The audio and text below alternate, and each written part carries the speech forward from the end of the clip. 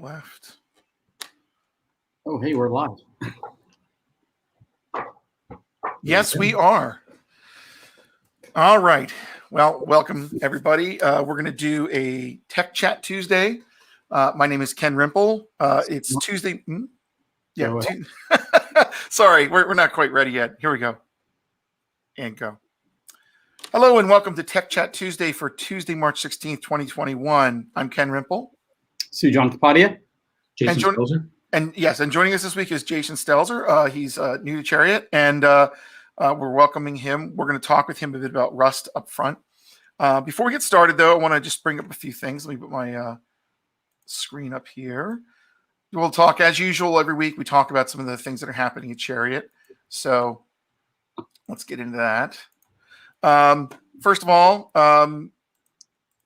here we go. So first of all, on our website, if you go over to the resources and look at our blog, we got tons of stuff all the time coming up on the blog. Nothing specifically new here this week, but just wanted to point out if you go to the resources blog link, that's where that is. This video is available not only on live streaming, but also on our Chariot TechCast podcast. And so if you go to resources podcasts, you'll see the TechCast right there. You can subscribe through RSS, or you can go to iTunes, or well, I guess Apple Music now, but you can go to that, or you can go to Google or Amazon, or what else? We're on Spotify and a few other places, so you can subscribe to this feed and get it every week. We also have a YouTube channel. If you go to youtube.com/Chariot Solutions, you'll see all of our videos there. So in addition to the Tech Chat Tuesdays, which does have a playlist here, you'll see it's National Women's Month.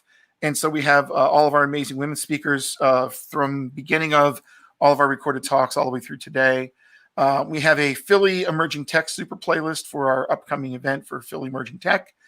So everything we have a video you can look at and view there. And it'll take a long time to get through it because we've done it for well over 13 years now. And there are other things for specific yearly events that we've done, from, single page applications webinar we've done, IoT, you name it. So that's all available at youtube.com/Chariot Solutions.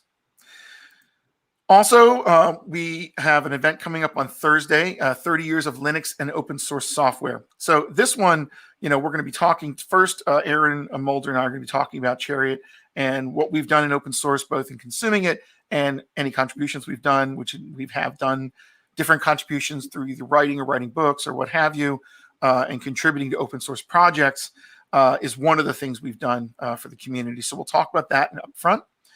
And this is on March 18th, 2021 at 3:15 p.m., which is Thursday. And then in addition to that talk, we're going to have a featured special guest, Nithya Ruff from Comcast. She runs the open source office there.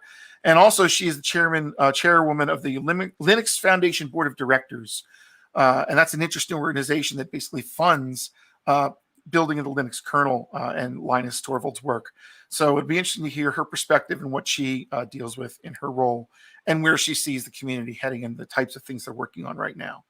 And that's followed by a happy hour at around 5 p.m. Be online using Gather. So again, free. Just hit, we'll have the link in the show notes here. But if you go to Chariot Solutions, go to events, you'll see you can register for free and sign up. And then, of course, our big event coming up May 4th to 6th is Emerging Technologies for the Enterprise. Again, we're doing this year virtually. Hopefully by next year, everything is smoothed out where we can actually have an event in person again. But we've got a lot lined up. In fact, we've got an amazing set of speakers, specifically because we can actually ask people to attend online. We've actually got some speakers we wouldn't normally get. So May 4th to 6th, 2021, the tickets are about $89. Really good value. We're going to do, I think, 5 to 6 hours a day, if I'm remembering that correctly. So it's not a complete day of Zoom. And looking into different things we can do in the mornings as well. One of our featured keynotes is Alan Kay. Alan Kay is a pioneer in computing science. One of the things he did was invent one of the first graphical user interfaces that was used. Steve Jobs saw that at Park and then basically stole the idea to build the Macintosh and the Lisa. And so the rest is history. Also, at the beginning of object-oriented programming, helped define that as well. So he agreed to speak, and that's just fantastic. We've also been lining up, and I think we're pretty close to done with all of our list of speakers. Kent Beck, the founder of Extreme Programming, is also a speaker that we have, as well with some others as well that you'll recognize the names of if you've been to E2E before. But and anyone want to chime in here on their favorite speakers? I have so many that I think I've mentioned a few of them, different episodes, but obviously Kent Beck, Brian Getz are definitely excited. Glad to see Jessica Kerr coming back. Yep. And can't wait for Alan Kay's keynote. Yeah, it's going to be fantastic. So that's at PhillyEmergingTech.com. Again, very low-cost tickets. And we will have, as we did last year, we'll have an interactive Slack channel running and a lot of communication back and forth. So we're trying to capture that hallway chatter by using, Slack instead. And it worked pretty well last year. Thought we had a lot of engagement from people who were attending, and that was great. Are we doing a pod or tech chat during ET or in a break period? We might. I'll have to take a look and see what the options are. I know I'm going to be one of the room moderators, and I'm going to be doing potentially a workshop before one of the days, but I don't want to announce that till it's actually listed. So, but I'll try. We might do it like in the evening after the second day or something. Be great to do. Yeah. Cool. All right. So let's get into some news then. First things first. Let's talk a bit about Rust. So, Jason, you're here to talk about Rust. You brought up in one of our chats in Slack at Chariot a bunch of operating system utilities in Rust, which kind of led us down this road. So, tell us a little bit about how you got involved in using Rust and what you like about it. It was kind of organic. I've programmed in a bunch of different languages. It feels like every week there's a new language that somebody's starting. Rust isn't really that new. Rust is finally reaching a point where it's mature enough that, there's a lot of big players and a lot of big hype around it. And, I decided to take a look for myself. There's a really big crowd of folks who are using it for doing like operating systems or systems level programming stuff. People who are, working on some, interesting problems, stuff that, you wouldn't normally think of in terms of like, your more common higher level garbage collected languages. The value proposition that Rust brings to the table is pretty remarkable. I've put my time in writing C code. I never want to go back to writing C code. It's very fiddly. I can write correct C, but it's hard to get right. Rust is interesting in that its value is it takes an entire class of errors and problems off the table in exchange for you sort of being very upfront and declaring the lifetime of your data structures and how you're composing things. But what it delivers is the native speed, so you get the performance, no garbage collection, no overhead. And it's opening some doors to writing some code that's like much more secure, much more provably right than a lot of things have been historically. And it's not just my opinion. Amazon's going all in on it. Firecracker is a very interesting project. The Rust community is very welcoming. There is a page up, called Are We Web Yet? Which basically is a like Wikipedia style page of all these projects for like, web type projects. If you want to make a REST service, if you want to, access a database and, do that sort of a thing, these are tools you can use. So it's not just systems. There's another page similar to that for video game programming. Obviously they have a bunch of stuff for doing systems level programming. The hype is real. There are some very intelligent people doing some very cool things with it. And I kind of feel like I'm late enough to the party that a lot of the rough edges have been sort of smoothed over. The language has done a lot of like feature releases, and I think that it's, if not already approaching, a very viable option. There's a lot of honest effort going into it. So I feel like it's something to, keep up with. It really intrigues me. And, just from using it, even for my own sort of somewhat trivial exercises, it's been very pleasant to work with. Is it Go? It's not Go. Go is much more concise and forthright. If like, you declare your class, you start solving a business problem, you iterate, lots of speed there. Is it C? Not by a long shot. And there's nothing inherently wrong with C, but I mean, you have to take into account that C is hobbled, sort of, in my opinion, by the fact that it bends over backwards to maintain backwards compatibility with standards that are older than I am in some cases. It's both a pro and a con. And this is, if you'll forgive the comparison, a reimagining of a lot of decades of lessons into something that doesn't have the same baggage that hopefully we can build and pivot onto. It's very exciting, frankly.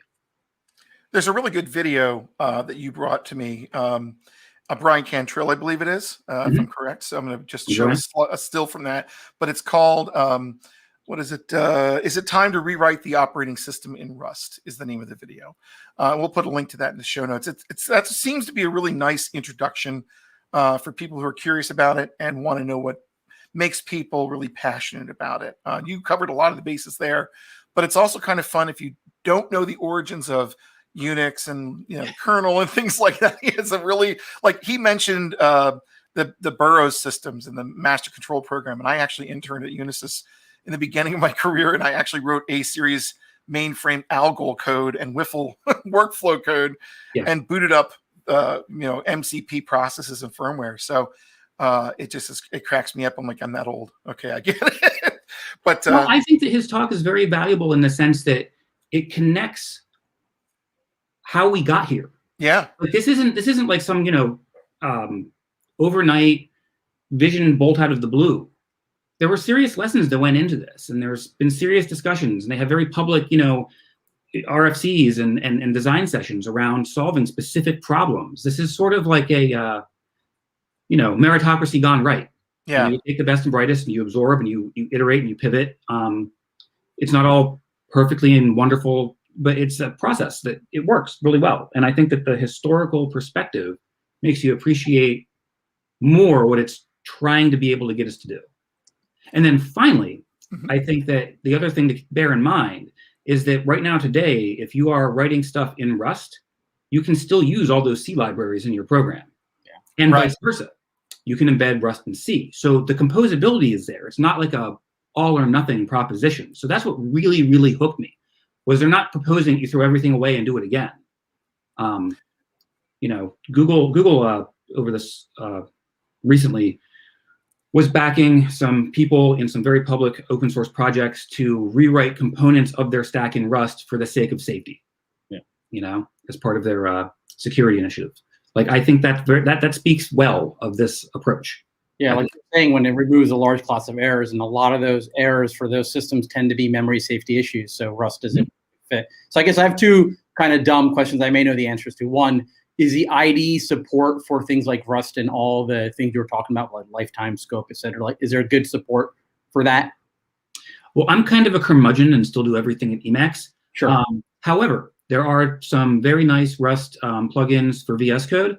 And, in a surprising twist of events, Microsoft Windows is a first-class citizen in this. Like, Rust works well on Windows as well as Mac as well as on Linux. That's a big deal, actually. And it's a really big deal. That's part of the lineage of Rust. I mean, Rust was initially started by Mozilla as a way for them to build this cross-platform thing that, we all remember the old days of those really chunky Java auth widgets, right? They don't want a browser that looks like that. They needed to come up with something that was going to be native speed and look nice. Right. You're tugging at my heartstrings in a bad way when you said auth. Well, we all have our PTSD. And then the other question is, since Google is, for example, the Android team, they're fully supporting Rust and they're rewriting some of the lower level kernel modules in Rust. I'm curious, is Rust taken off in the embedded and IoT space? Are you kind of cognizant of those areas? I'm not super aware of it. I've seen some side projects with folks doing stuff for iOS. It's mostly at the proof of concept phase. Okay.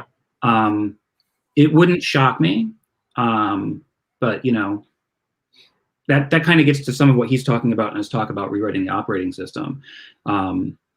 A firmware written in Rust, that would be kind of interesting. That was the thing that I remember hearing that really kind of got me interested, because I know a lot of firmware issues, they're hard to debug because they're firmware. You don't have access to them, and you got to wait for the vendor to take care of things like memory leaks and issues with, interfacing and such. And if Rust is a better language to write that kind of thing in, it could mean better stability for those drivers. I guess the other thing would interest me is I think in terms of education, high schools, colleges, whatever, boot camps, et cetera, sounds like Rust could be a great language to teach people programming and to kind of instill certain good practices and principles and get a better understanding of like, what are you doing when you write a program? What is happening to the data? Where is it getting stored? How is it getting referenced? It's probably very educational and could make you a good programmer if that's one of the first things you learn. I have mixed minds on that. Okay. And I think it's because we've finally evolved to a point where our styles of computing are on very different tracks. And I don't mean that to be exclusionary, right? If you want to hire a person to help your business, do some data manipulation or analysis or whatever, I don't necessarily think you need to understand, pointers and C and all that stuff. At the same time, somebody has to build this stuff. As a first language, I don't know that I'd want to try to make someone learn either C or Rust first. Honestly, I think they're going to start with JavaScript because it's in all of our browsers. You don't have to go get anything. And I don't think that's a bad thing. I think that learning programming is a structured way of thinking, and that the different languages layer on top of each other. That's probably fair. I know I've spent my entire life, this is embarrassing, but I've spent my entire life avoiding C because I've been doing a lot of software development of applications and haven't needed it. But if you're writing an operating system or you're writing a driver, certainly that's the space you're going to be in. I get my concern. Yeah, I don't think Rust is a language that I'd use for like in everything, right? Or data engineering or applications development. It depends on, it has a fit in certain areas. But I feel like there's many people that do learn programming for a long time without understanding certain fundamentals, and that concerns me. So I just based off of what I've read about Rust, it definitely has certain things that I think are core concepts that are good to be aware of. May not be something like you said, Jason's probably not appropriate as your first language, and it's probably not even something that I would put onto a young student to learn first. But I don't know. The other extreme is people have spent their entire career only doing JavaScript, and some of them are fantastic programmers, but some never have tried to look under the hood any further. Yeah. And I think it comes down to, are you a hardware engineer or are you in business computing? And again, not being exclusionary, you're solving different problems, you're bringing different skills to the table. And more importantly, do we really think we can cover like all of this in like 4 years in school? Oh, no, of course. So hard. Yeah. It's more of an art. So should it be taught? Should it be mentioned and explained? Absolutely. But like, you're not going to get your mastery out of, oh, of course, study period. So, obviously I'm all in on it. I really believe that Rust is bringing a lot of value to the table. I think everyone should learn it, or at least be aware of it. My wife doesn't agree with me. I like that you have this debate. Tired of hearing about it. I get it. Right. My thought there is that like in a computer science curriculum, if you had like, introduction to operating systems and you were building an operating system from scratch in C, it would be interesting if someone took on doing that in Rust, or maybe even as like hey, this is done. Now here's a Rust version of the simple operating system. I'm just thinking of when I was doing like DoD work for Lockheed and stuff we wrote, and I think Rust would have been great. And I would have probably felt more comfortable writing it and knowing that it's been written in Rust. Right. Yeah, and that's interesting that you bring that up. I know that there are hobby operating systems in Rust already, to prove that it works. Yeah. But it's like every second system. I don't know that any of them is going to replace what we have. But the technology is sound. It does work. So let's move forward then a little bit and talk about some other aspects of this. One of the things that seems to be really bubbling up is command line utilities. So this is in that space of don't rewrite the whole operating system, but targeted utilities, libraries, pieces written in Rust. And there's a kind of a sprouting of a number of command line utilities that are written in Rust that are really nice. Mm-hmm. So tell us a little bit about those. I don't know that I'm like that qualified for it, but okay. That's all right. Just the ones that you use. These are in my daily workflow at this point. These are things that I kind of learned about by word of mouth, talking to other people. Anybody who's gone from one large code base to the next has probably made friends with grep to just search for where is this function defined, what is using it, that sort of stuff. Mm-hmm. There have been a bunch of different tools. grep has its own sort of issues. The silver searcher was another thing that somebody else wrote. I think that was C. I don't want to speak to that too much. Rip grep came up, as a Rust utility afterwards. The person who wrote it, very smart guy, was very public with how he benchmarked it and why he built it the way he did. And it's the fastest tool for doing what it does that I'm aware of. And it's very handy. It's very useful. Its command line is pretty much a drop-in replacement for grep. So the barrier to entry is pretty low. That's what I'm trying to get at. Yep. All of these are solving problems that have quote unquote been solved. But for performance reasons, work better. In some cases, usability reasons, like FD-find is a little bit more natural to new users than like the arcane like find syntax of like the classic Unix or Linux find utility. Again, this is my opinion. Sorry. I find it arcane as well. So I started looking into some of these when you mentioned it the other day, and pretty jazzed by it actually. Yeah, and these are open source, easy to look at things. I think that the amount of work they do is tractable enough that you don't have to make a career out of working on these. The fact that you can see how it's done and look behind the curtain is very, very cool. Yeah. As a person like hobbyist type, someone learning Rust, looking at these sorts of examples is really powerful. To your point about teaching, I mean, educating people about what is possible and then showing them good examples is, it should speak for itself if you're, in my frame of mind. So yeah, I mean, I like some of these tools just in general, like bat instead of cat is a really nice little cat tool. syntax highlighting is kind of cool. I liked Bandwidth, which basically shows you, it's sort of like top for network access. So you can see what is using how much of your bandwidth at the time. It's a weird niche thing to ask your computer, but there isn't really a great way to see it. Now there is. Yep. Pretty cool. And then one of the other ones was a bottom, BTN, BTM, if I can type correctly. So this is just a character UI tool like Top, but it even has like a little character-based graph for things. It's great. I mean, a lot of these tools are just great little utilities that launch up quickly and, serve a better version of the ones that you're used to. So in many cases. So I thought they were really neat. There is a web. Yeah, go ahead. You had a second. Go to the parent website for this, lib.rs. Yeah, right there.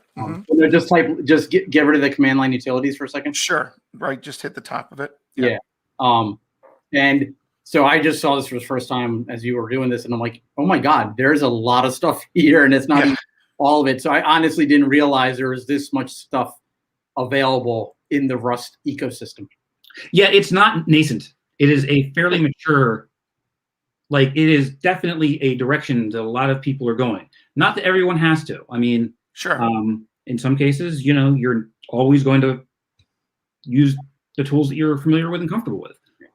But it's a very, very, I think, compelling technology. Very cool. Oh, and for people doing this, I've noticed there's like a tool called Rust Up. Seems like that's the way that they recommend. A lot of people recommend installing Rust is to use the Rust Up tool. Is that what you ended up using? Absolutely. Okay. Especially because it's the difference between like, so some people like to install everything through their package manager of choice. And that's all fine and great if you want to use that specific version of that specific software. If you're actually a developer and you're trying to keep pace with the releases as they happen, not using the operating system's delivery mechanism, but deciding when you upgrade your stuff makes a lot more sense. It also installs in your home directory, so you don't need special permissions. Gotcha. Yeah, which is pretty nice.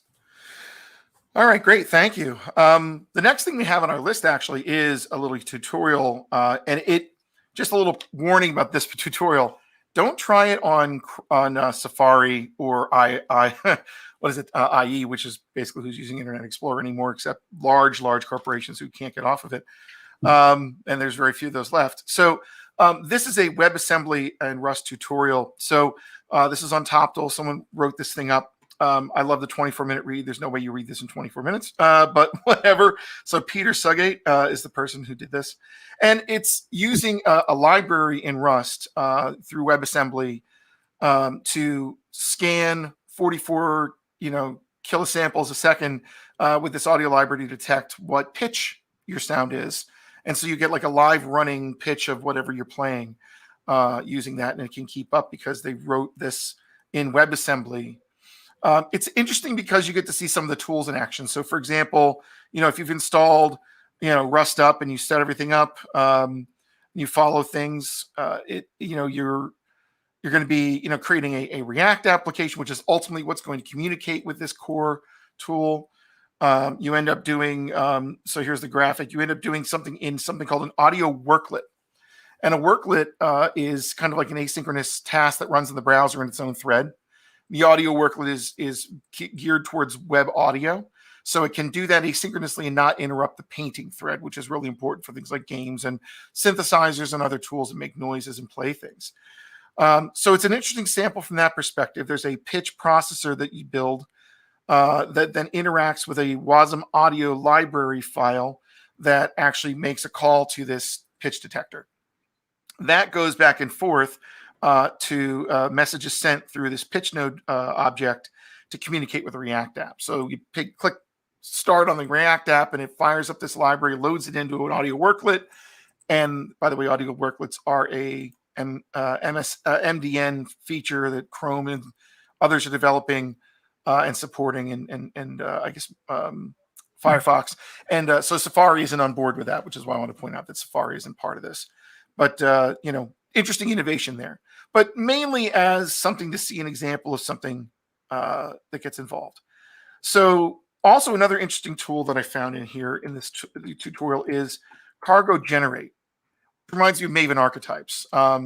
So the idea is you can do cargo generate, point to a template, and it will build out a sample project for you. Interesting. So, this one just basically sets up a WASM pack template to use the WASM pack tool to build a WebAssembly module that you can then load. And basically step you through editing the cargo settings file, the TOML file, to make sure you have the right libraries installed. And then the pitch detection is a library in Rust. So this is a Rust pitch detection library that was then wrapped in this example to be callable by JavaScript using the web audio compiler for Rust. So interesting, I'm not going to go through the actual demo and all the code here, but an interesting little tutorial to kind of get a feel for what you could do in the WebAssembly world with Rust, which is kind of neat. I have to put up some Hall & Oates songs through this thing and play them, and they're well known for being like perfect singers, technically perfect pitch. You'd probably have to isolate the singer's voice, but yeah, you can do that because it would have too much to listen to. But yeah, pretty cool stuff. All right. And that's the audio worklet. So we'll have links to those if you want to hack around with it. Here's one that will maybe shock you, maybe make you say, yeah, no kidding. This is silly. Go away, ad. On Vice, there's an article called "A Hacker Got All My Text for $16." And this is someone who just paid someone to hijack her SMS, because you can do that because it's not a regulated industry. So it turns out that you can make a request to as an SMS provider to register and hijack network traffic by saying, well, no, this is really where this needs to be delivered. And you can take someone's phone number and redirect its messages to you. There's nothing preventing anyone from doing this. And I had my notes. Of course, I can't find my notes when I'm here. My iPad's not here. But I'll just kind of sim through. So there are other ways that people do this. Some people swap SIMs. They do all sorts of hacking that way. But in this case, they're doing it through this concept of writing a LOA request, letter of authorization. So apparently, if you have the ability to write letters of authorization, there's no way that letter of authorization gets back to the original phone number owner. That's the problem with this. So, you think about all the things you get sent in text, like here's my one-time code and things like that. Certainly, if they hijack and you don't get the text, it's obvious that you don't have messages anymore after a certain period of time. But that might happen, and you might lose, critical traffic or critical information while people are stealing it. They're not sure how many people are doing this, but the point is that they need regulation in the SMS space because there's no rules around notifying people that their text messaging numbers have been changed or going back to the original owner and saying, hey, do you approve of this? SMS is not secure. The messages are stored in plain text on the other side, as far as I know. If you're doing anything that you care about what you're sending or is sensitive or you don't want other people to know about, don't use SMS. I would probably just say blanket. Yes. Stop using SMS altogether. But I know that that's not realistic in certain use cases. But be very, very careful, and it is not secure at all. Yeah, hence the one-time codes that you can't reuse once you're texted them. But even those, if someone is attacking you and they can do the right timing, I suppose they could get it. But it would become obvious afterwards, I would think. And it probably has to go through like some sort of long time frame of a couple of hours or whatever to get the thing approved. So it's not like someone can say, and right now I'm going to hijack this. I would think, but still, my paranoia goes to another level because I have these like paranoid thoughts at night sometimes before I go to sleep, and I'll start like just going through the whole like internet stack, right? The switches, the routers, the fiber, like. Think about all the stuff we rely on that we have no control over. That's private companies and governments across international boundaries that are essentially running this stuff. Is please, for anything you do on the internet, you should require that everything is always at least encrypted. Yeah. You should never try to do anything unencrypted, because just imagine all those paths that your data is actually going through. That could be malicious routers, malicious hardware, anything. You can't trust a lot of these potentially state actors or private companies. Do you really trust every single chain of that pipeline with unprotected data? Yeah, right. Exactly. Well, you're speaking something that's very close to my heart too. I am justifiably paranoid. I've seen too many examples of people, being hacked, losing data, losing, their entire like internet social accounts because of password reuse, because of we all understand how this works. And, at this point in time, I feel like the better approach, I agree with you. I would not use SMS. I try not to use SMS for anything critical. I keep my PGP and SSH keys on a physically separate device. This is a YubiKey, quick plug, for all of those reasons. It's just not worth the risk. And if you're interested in this, the FIDO2 standard is actually a very interesting way of doing authentication that could take us to a passwordless future. But I think that it'll never hit critical mass with, the end users because, it's a hardware thing. The level of savviness required, I think, would be too high. Can you spell that? At FIDO2, FIDO2. FIDO2, okay. Yep. You're gonna hear about it more in larger organizations, a lot of Fed stuff. It's a interesting standard. I kind of got sidetracked into it while I was learning Rust. There's a Rust library for doing some of the back end stuff. It all comes together. But privacy is very important. I think people kind of, conflate this. Well, if you have nothing to hide, then, you shouldn't, be worried about privacy. And I'm like, well, there's a door on my house for a reason. Yeah, right. Exactly. Privacy isn't bad. Privacy is important. Yeah. I'm getting my mic closer because I have 4 children at home and there's some sort of conflagration going on. So I will be doing a judicious use of turning down the audio periodically. Sorry, everybody. I hope it's not a real conflagration, because then I hope you have a fire extinguisher nearby. Yeah, true. Right. I will call it a spat. All right. So this is one, Sujan. Good segue. Yeah, right. Speaking of security issues, so you have one on a hack. Yeah, so Bracada is a security camera company, and their cameras are used all over the world. In this case, the article cites these cameras being used in prisons, hospitals, and like Tesla's car factories. And they were hacked, the cameras and video archive footage. So the hackers made themselves known in the interest of freedom of information and against intellectual property theft and things like that. They said, we can do this, so we're going to do it. And they hacked into these cameras to get access to the cameras and a lot of the video archive of these things. And it's sad because, being able to do some of these things is not complicated. They were able to get it through a super admin account after getting login details of internal administration's accounts that were posted online. And I wouldn't be surprised if one, obviously posted online means someone internally or someone was compromised or compromised a company and posted stuff. So, in any security architecture or framework, remember, there are humans involved. So you got to factor that into your solution as well.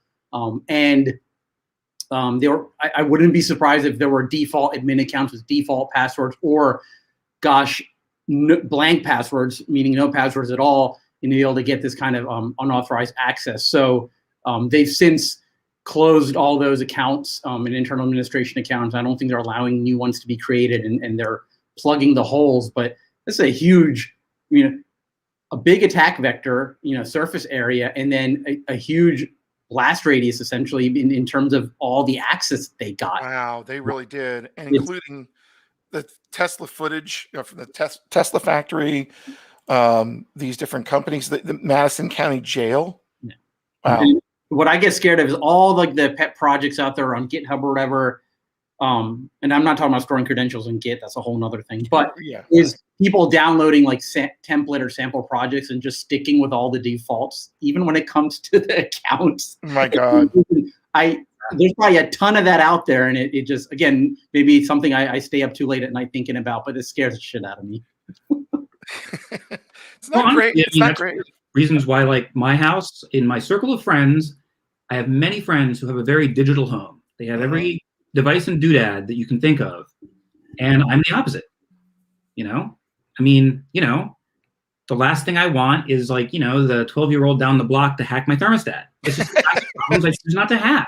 Yeah. It's not that hard to get up and walk across the room to change it. It's okay. What? Yeah. I'm a Luddite. It's all about your risk factors. When you're taking a risk, it's different than when, obviously you don't know. People look at packaging and, make a leap of faith. And I think that goes right down even to development. It's certainly not done through malice. It's done through, being in a hurry, trying to get things done and not really thinking through the consequences of the choices that you're making. Right. And that gets exploited. Not to turn this into the security podcast, although has become that. I read a great tweet the other day. It's like, do you trust your data with a large tech conglomerate? Of course not. Or a 5-person startup that can run select star on all the production data? This is cutting very close to the quick. Yes, I agree. Oh, that's too funny. Hey, on other news, AT&T is expanding fiber to the home a bit. So they have, I guess, about 15 million people in their network that are not on DSL or whatever, that are on actual fiber to the premises, and they're expanding in 90 metro areas. Now, when I read into this Ars Technica article by John Brodkin, he had mentioned that a lot of the areas they're expanding to are already fiber adjacent or in the fiber network range, so they don't have to do a lot of physical infrastructure to the core of their network. They're just extending out to certain homes. So it's not like it's a massive upgrade into rural areas, but it is a creeping of more fiber expansion.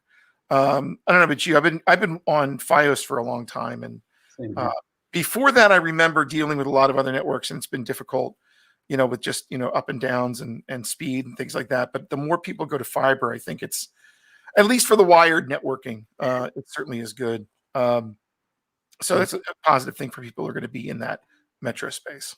Hopefully Starlink keeps expanding their satellites and coverage area as well. We have a consultant in a rural area, and I believe they're on DSL, and then they have their phone 5G LTE. But so these Verizon MiFi as well. And then T-Mobile just last week announced a business home office plan that's 5G as well, like 100 gigs a month or whatever, pretty reasonable rate. So they're going to be trying that out too, because they're on the wait list for Starlink right now.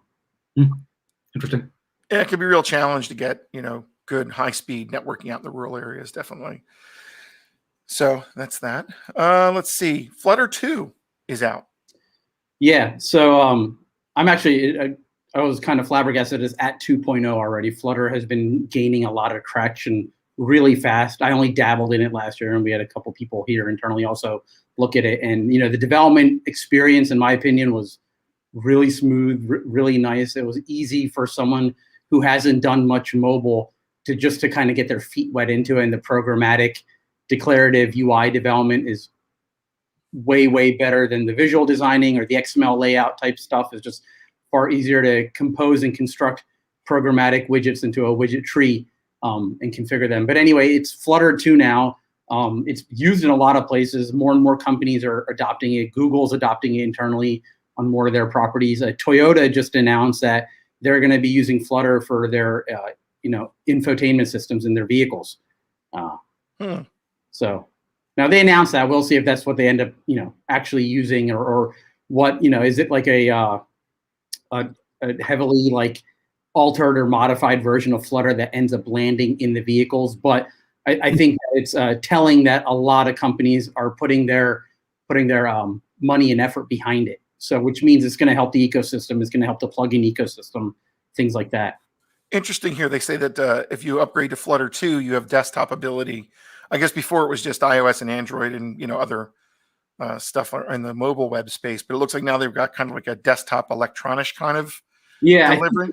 I know their initial purported goals were to be cross-platform, and that meaning not just mobile, but mobile, web, and desktop. So it sounds like they're making more headway there. Cool, very cool. Hey, we talked about computer science earlier, and I know last week I think it was we brought up that there was an iOS course or something. So Harvard has an updated CS50 course. If you have family members who are looking to get into computer science and they want to get some more background, and in addition to kind of hobbying along, they can take a look at some of the basics here. So this is an 11-week course, about 10 to 20 hours per week of work. It's self-paced, which means you don't have to keep up with everybody, which is great. And you can audit it for free. And if you want a certificate, if you've got a kid that's in high school that wants to impress the people in the CompuSci incoming range, you can get a verified certificate as well. So that might be useful. Looks like they have a decent range of things that they cover: abstraction, algorithms, data structures, and your typical computer science intro stuff here. But just wanted to bring that up because all these open courses you can grab. This probably is a good general introduction for someone who doesn't know enough about the background. So, all right. And now this is the last one we'll have here. I think it's the last one. Nope, it's the second to last one. Is this whole concept of deepfakes, where people are putting up, fake versions of people saying things or looking at people and making statements. It turns out that you can detect deepfakes by analyzing the light reflections on the eyes, because they're not of this world. They're not exactly correct. So, kind of interesting that it's an AI-based tool. And is developed by computer scientists from the University of Buffalo. This is on the nextweb.com by Thomas Macaulay. And it looks at the corneas, right? Because the cornea has a reflectivity to it and generates reflective patterns when it's illuminated by light. If it's taken by a camera, the reflections will be similar because they're seeing the same thing. But when you synthesize images, they tend to not look real. So this reminds me of what's the movie with Harrison Ford, Blade Runner, right? You see the twitching in the eyes. Oh, it's a replicant. But you can tell and see, I guess, by looking at these things that it's fake versus real. So in a real image, you'd see the image would have accurate reflections of the different catch lights that are there, and in a fake, you can see that it's kind of not going to be symmetrical. So that's a way that they can detect it. The other thing is the brain is not designed to care about these things. Like the minute a piece of information is released or video or image, like it impacts people and people process it and take it for granted, right? They don't confirm the veracity of it. So there's a lot of danger to this technology, even though there's things like this to try to say like, hey, this is a fake. by the time it's probably marked as a fake, it could be too late. Yeah, exactly. Yeah, we're literally entering the age where you cannot trust your senses. Mm-hmm. It's true. It's Sorry, true. I'm so negative today. Stop it. No, it's fine. And the last thing is, if you haven't updated Git, you probably should. It's unlikely if you're using GitHub that this is going to happen to you, but if you're cloning a Git repository from somewhere, apparently there's a exploit that's out there that can let a malicious repository execute remote code while you're cloning. So if you do an update to Git to 2.30.2 or higher, and other versions that are listed there, you should be in good shape. But just in case you haven't updated Git in a while, you probably should. And in general, there was is it a Rust-based utility? Sure is. What's the one that they use that does all the brew updates? Upgrade. Yeah. What was it again? Upgrade. Yeah. Top date, right? Top grade. Top grade, that's it. So I just ran that the other day, and it updated a whole bunch of stuff all at once, which was kind of nice. So yeah, just keep your software patched. If you run that and you're just like, you're not paying attention to it. I mean, I was, and you're pressing like yes, yes, yes to everything. Just keep in mind, like for example, on the Mac, it will, if you haven't updated your Mac OS to like the latest, it patches it. Catalina 10.15.7, it'll download everything to patch that, and it'll then restart to apply those updates. But like, so if you weren't intending to do that and you're just pressing enter, just make sure to ask you that. So take a look at what you're saying yes to. Yeah, true. All right. And that'll about do it for this week. So Jason, thanks a lot for joining us. I really appreciate it. My pleasure. Cool. All right. So for this week, this is the Tech Chat Tuesday. I'm Ken Rimple. Sujan Kapadia. Jason Stelzer. And have a good week. Take care.